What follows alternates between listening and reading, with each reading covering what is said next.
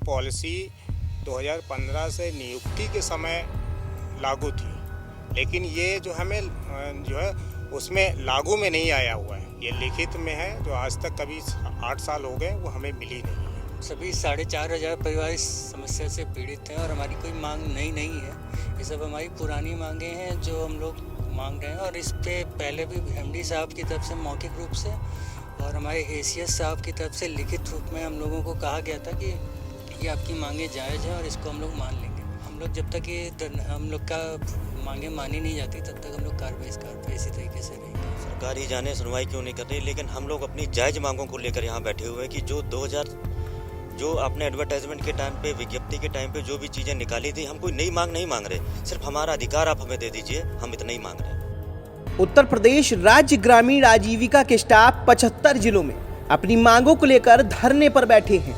उनकी मांग है उत्तर प्रदेश के उप मुख्यमंत्री केशव प्रसाद मौर्य से।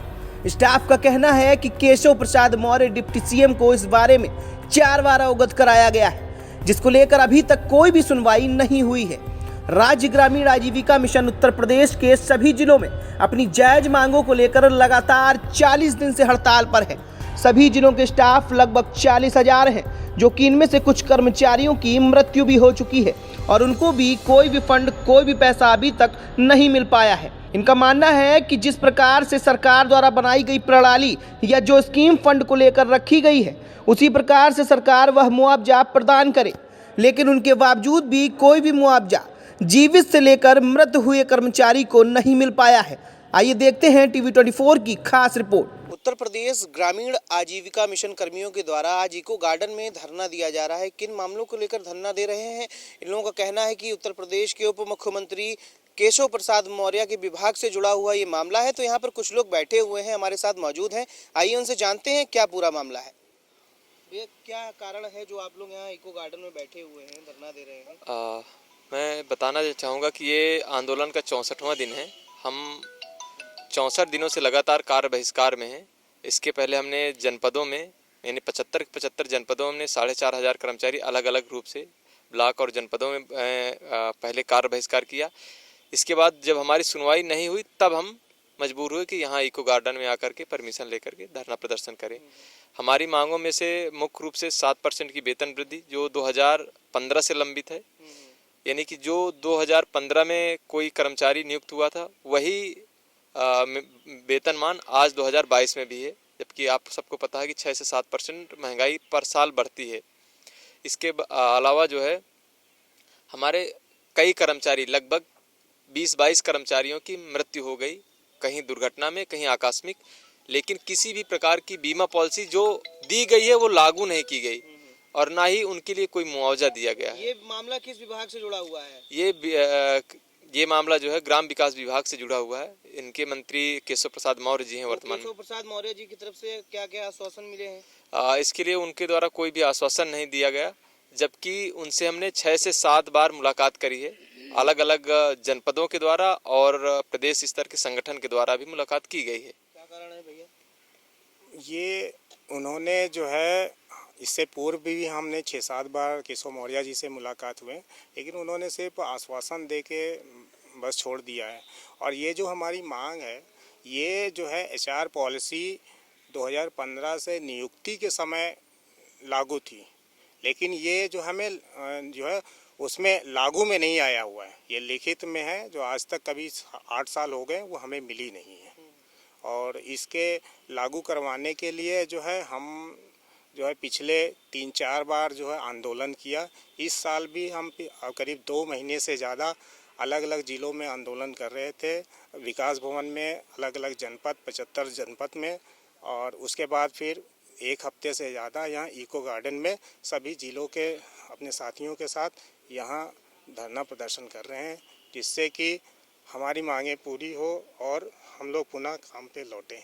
कितने लोग पीड़ित हैं भैया? जितने लोग आप लोग हैं, टोटल कितने लोग हैं जो कि इस समस्या से पीड़ित हैं? हम सभी 4,500 परिवार इस समस्या से पीड़ित हैं और हमारी कोई मांग नई नहीं है। ये सब हमारी पुरानी मांगे हैं जो हम लोग मांग रहे हैं, और इस पे पहले भी एमडी साहब की तरफ से मौखिक रूप से और हमारे एसीएस साहब की तरफ से लिखित रूप में हम लोगों को कहा गया था कि ये आपकी मांगे जायज़ हैं और इसको हम लोग मान लेंगे।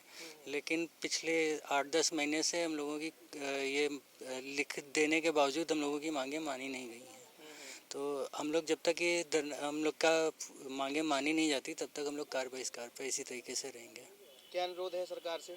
सरकार से यही अनुरोध है कि हम 4500 परिवारों का ध्यान रखें और हमारी मांगों को जल्दी से जल्दी पूरा कर सके, जिससे हम लोग अपने काम पे वापस लौट जाएं। आपका क्या कहना है? हाँ, देखिए, इसमें समस्त जनपदों में समस्त ब्लॉकों से जुड़े लमसम 4500 से ऊपर लोग हैं। ठीक है, ये राज्य ग्रामीण आजीविका मिशन से जुड़े हुए हैं। हम लोग वो काम कर रहे हैं जो सदियों से पीड़ित, जैसे महिलाएं, आप चले जाएंगे गांव में तो ये बोलते हैं कि ये सदियों से पीड़ित हैं। उनको मुख्य धारा में, सरकार की योजनाओं को मुख्य धारा में लाने के लिए राज्य ग्रामीण आजीविका मिशन के तहत राज्य स्तर और जो भी सेंट्रल की स्कीमें हैं उन तक पहुंचाने का काम हो रहा है। फिर भी सरकार हम लोगों को ऐसा व्यवहार कर रही है, तो ऐसा नहीं होना चाहिए और आगे चल के हमें उम्मीद है कि सरकार इस पे अच्छा पोजीशन लेगी, इसलिए हम लोग धरने पे बैठे हैं। क्या अनुरोध है?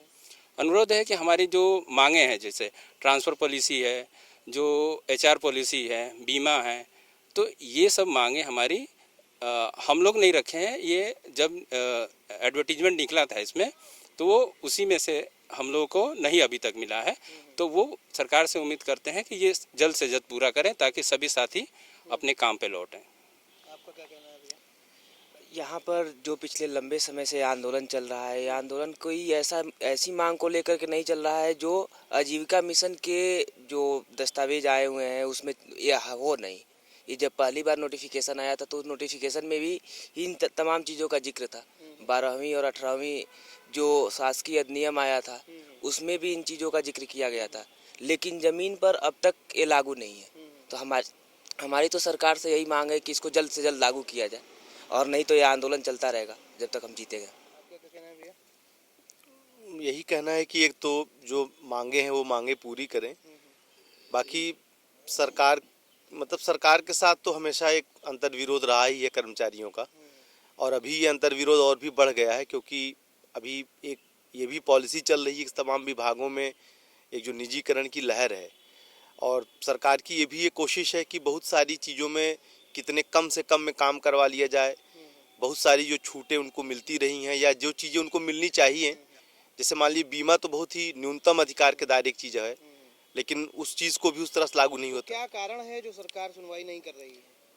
सरकार ये तो खैर वही लोग अच्छे तरीके से समझते होंगे, हालांकि उनको ये बात भी समझना चाहिए कि आने वाले दिनों में चुनाव वगैरह भी हैं और 4500 परिवारों से जुड़े हुए सवाल दूर तक जाएंगे, और केवल 4500 जो लोग इसमें काम करते हैं केवल उनकी बात नहीं है।